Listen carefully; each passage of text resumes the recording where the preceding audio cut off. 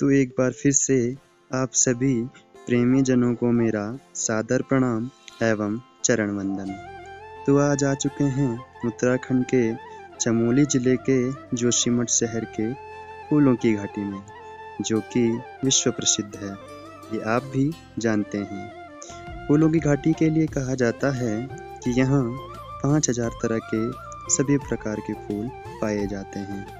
जैसा कि आप देख रहे होंगे कि किस प्रकार यहाँ फूल अपनी सुंदरता बिखेर रहे हैं। तो आइए चलते हैं यहाँ के अन्य दृश्यों की ओर, जो आपको अपनी ओर जरूर आकर्षित करेंगे, क्योंकि ये यहाँ के सबसे सुंदर ऊंचे पहाड़ एवं झरने यहाँ पर स्थित हैं। हेलो एवरीवन, आप सभी को आज लेके जा रहे हैं यहाँ फूलों की घाटी। उत्तराखंड की प्रसिद्ध एवं दृश्य में सबसे आगे रखी गई है जो वो है फूलों की घाटी, जहाँ कई 5000 तरह के शायद फूल लगे होते हैं। तो इसका तो हमें पता नहीं जी, अभी तक सुना था, लेकिन अब आपको देखने को भी मिलेगा, क्योंकि मैं जा रहा हूँ अभी फूलों की घाटी।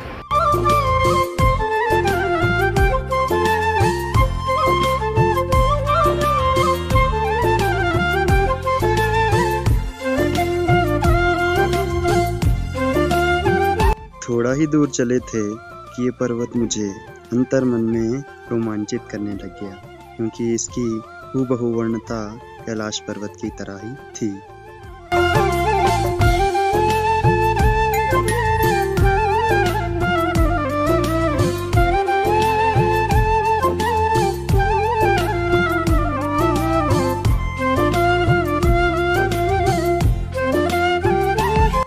धूप तेज होने के साथ साथ मेरी प्यास भी बहुत तेज होने लग गई।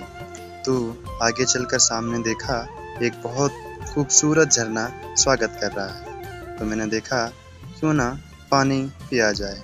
तो मैं यहाँ पर जलपान करता हूँ और 2-4 छींटे पानी के अपने मुँह पर भी मारता हूँ, जिससे कि बड़ी फ्रेशनेस महसूस हुई।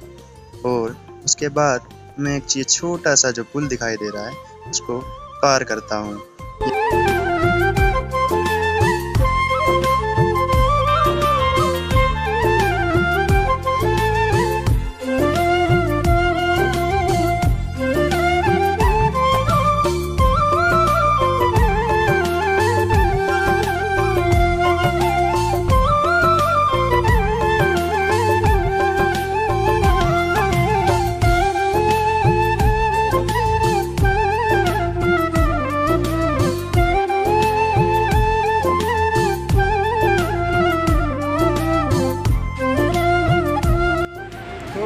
आप मेरे पास देख रहे होंगे कि गुलाबी पर्ची जो फॉरेस्ट विभाग ने हमारी परमिशन के तौर पे काटी है कि आप आगे जाने पर ये पर्ची कटवा के जाइए।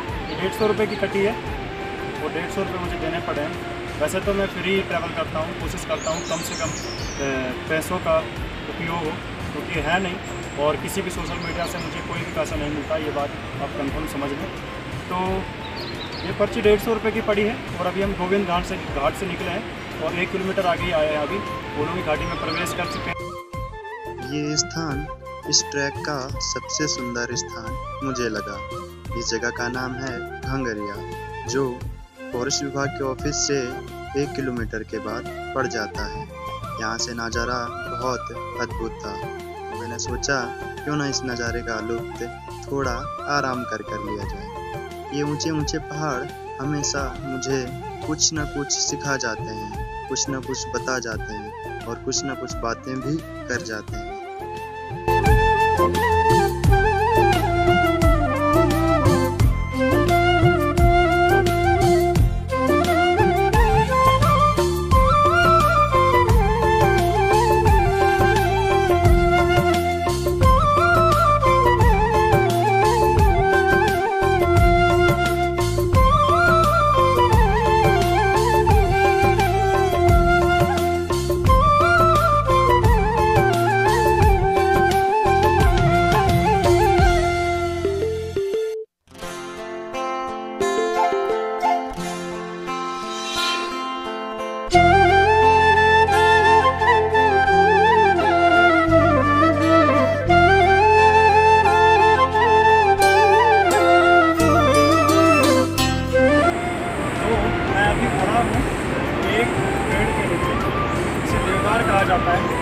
देवदार आप देखेंगे उत्तराखंड में कम होता है, लेकिन होता जरूर है। हिमाचल में इसे बहुत ज़्यादा देखा जा सकता है, लेकिन उत्तराखंड में ये कम मिलता है। वैसे पहाड़ों की जगह में ये फूल मिलते हैं, क्योंकि बर्फ़ पड़ने पे ये इनको कोई नुकसान नहीं पहुँचता। दूसरी बात, इनके फ़ायदे मैं आपको बता रहा हूँ। दूसरी बात, ये पेड़ पानी जो है खींचता है ना, अपनी सोखता है, वो पानी सोखता नहीं है, बल्कि पानी इसी प्रकार छोड़ देता है, अपने पूरा एंगल छोड़ देता है। तो और इसकी एक विशेषता खास है कि देवदार के जब पेड़ की लकड़ी टूटी हुई आपको मिलेगी, उसे आप ले जाएं, उसमें तेल निकलता है। उस तेल की जो विशेषताएँ हैं, उसकी विशेषताएँ बहुत ही, जैसा संजीवनी बूटी की विशेषताएँ थी वैसी विशेषताएँ हैं। इसके तेल को आप 1 चम्मच पिएंगे तो पेट में जितने भी मीठे की वजह से कीड़े उत्पन्न होते हैं वो सारे खत्म हो जाते हैं। और अगर उस तेल को आप मालिश करते हैं, खुजली के टाइम पर खुजली होती है, जैसे गर्मियों के महीने में, वो खुजली के टाइम पर उस तेल को आप यूज़ करते हैं तो 1 दिन में ही आपकी खुजली ख़त्म होने वाली है। तो ऐसी विशेषताएँ है हमारे उत्तराखंड के देवदार के पेड़ों में। ये दृश्य जो आपके सामने भी दिख रहा है, ये है फूलों की घाटी का। यहाँ के छोटे छोटे झरने और बीच में बह रही ये नदी काफ़ी आकर्षित कर रही थी। और यहाँ पर कहते हैं कि 5000 से अधिक फूल पाए जाते हैं। यहाँ से भी इस घाटी का दृश्य बहुत ही सुंदर दिख रहा था। कांगरिया से 2 किलोमीटर की जो चढ़ाई है, वो चढ़ाई हमारे मन को काफ़ी विचलित कर रही थी। मन कह रहा था रुक जाओ, मन कह रहा था बैठ जाओ, लेकिन हम मानने वालों में से नहीं।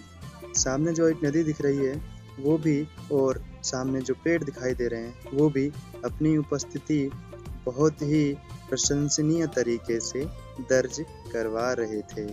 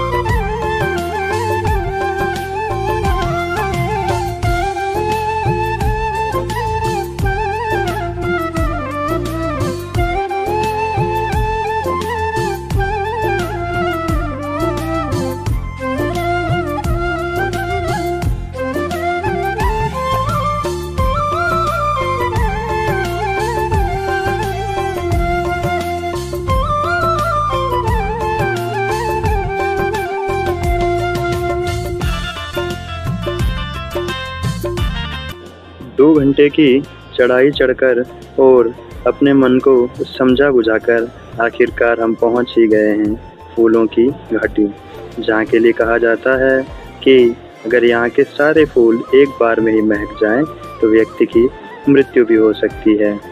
तो एक ये छोटा सा जो पुल है ये भी बहुत ही सुंदरता व्यक्त कर रहा था, लेकिन ये कच्चा भी बहुत था। इसके नीचे बहने वाला झरना बहुत सुंदर लग रहा था। फिर भी हमने इसे पार किया। इसकी मजबूताई भी मैंने देखी कि इतना ये मजबूत है, ज़्यादा मजबूत नहीं था, क्योंकि इसके नीचे की जो लकड़ी थी वो बहुत कमज़ोर मुझे दूर से ही दिखाई दे रही थी।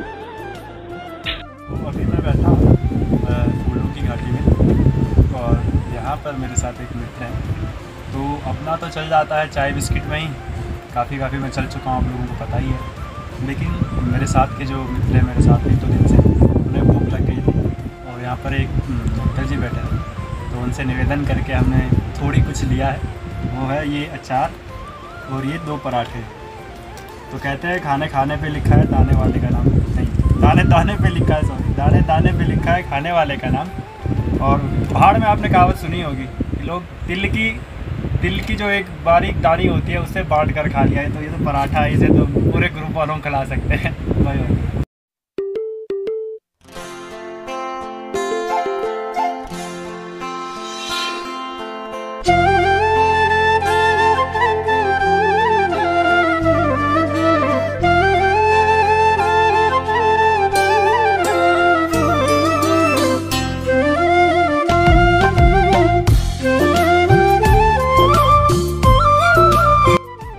इस घाटी का पता सर्वप्रथम ब्रिटिश पर्वतारोही फ्रैंक एस स्मिथ और उनके साथी R.L.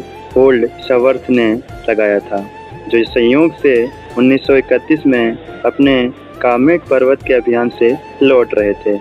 तो इस घाटी के बारे में बहुत कुछ आपने कहा सुना होगा ही। तो यहाँ पर काफ़ी यात्रीगण, काफ़ी सेनानी हैं, काफ़ी ऐसे ट्रैकर हैं जो यहाँ पर आते ही रहते हैं और इसका लुत्फ़ उठाते ही रहते हैं। तो अभी खड़ा हूँ मैं फूलों की घाटी जोशीमठ चमोली, जो कि गिनीज बुक में भी नाम इसका दर्ज है। यहाँ पर 5,000 प्रकार के तरह तरह के फूल पाए जाते हैं, जैसा कि आप कैमरे में देख भी रहे होंगे। तो जो पीक टाइम होता है वो अगस्त 1 तारीख से 15 के बीच में होता है, लेकिन मैं आया हूँ जुलाई 15 में, तो अभी पीक टाइम है नहीं, लेकिन फिर भी थोड़ा बहुत फूल दिख रहे हैं। तो यहाँ के जो नज़ारा देखने को मिल रहा है वो बहुत ही अद्भुत है। रास्ते से यहाँ तक का जो अभी तक मुझे दिखा वो शायद मैं अभी तक नहीं देखा हूँ। ऐसे ऐसे प्यारे प्यारे नज़ारे मुझे प्रकृति और ने दिए हैं, और मैं ये नहीं कहूँगा कि यहाँ पर अभी मेरे लिए कुछ कम है। मैं ये कभी नहीं कहूँगा। प्रकृति हमेशा भरी रहती है और वो कभी भी कुछ कम नहीं करती है। जैसी दृष्टि होती है व्यक्ति की, वैसी सृष्टि हो जाती है। तो मैं निवेदन करूँगा सबसे, जैसी दृष्टि वैसी सृष्टि, जैसा देखोगे वैसा ही नेचर आपको अपने आप को प्रस्तुत करता है। तो यहीं पे समाप्त।